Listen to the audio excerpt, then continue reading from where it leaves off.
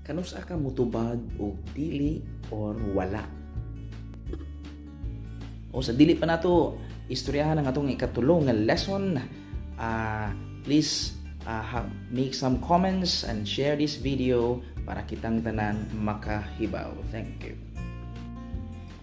Okay mga bisdak, welcome no sa ato ang ikatulo nga lesson. Ug ang atong ipaghisgutan karon mo kining kanusa ka mutubag og dili or wala. Kay kasagaran manggod sa English manggod pare-pareho naman ni sila og meaning. Pero ato siyang tagaan og specific gyud siya nga kanusa ang iyang gamit sa iyang usage. Okay?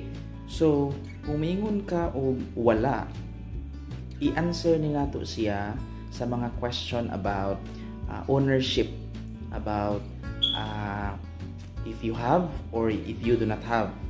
Okay? Now, kani pong dili, ato ni siyang i-answer sa mga questions nga regarding preferences, options. Okay? Unya, ang ato ang clue aning mo answer ta og wala. Ang clue ani kasagaran gid sa mo question mag-una gid siya naa. Okay? Like naa kay kwarta. Oh, if you own or if you have money. So naa. Kanu gani ka nang term nga naa, imong answer gyud kung wala, may kag wala. Okay?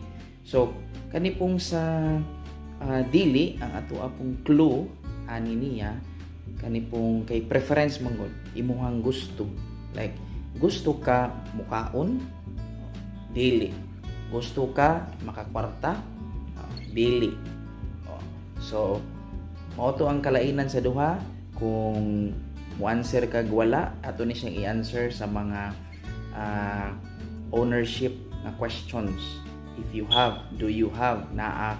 Ang clue na to ani naa. Naa kay kwarta, naa kay balay, kag wala. Kung wala. Sa ato apong dili, ihapon ni siyang preference. Preference ti siya unya ang atong clue aniya ang word nga gusto. Gusto ka kaon, gusto ka tulog, dili. Daghang salamat.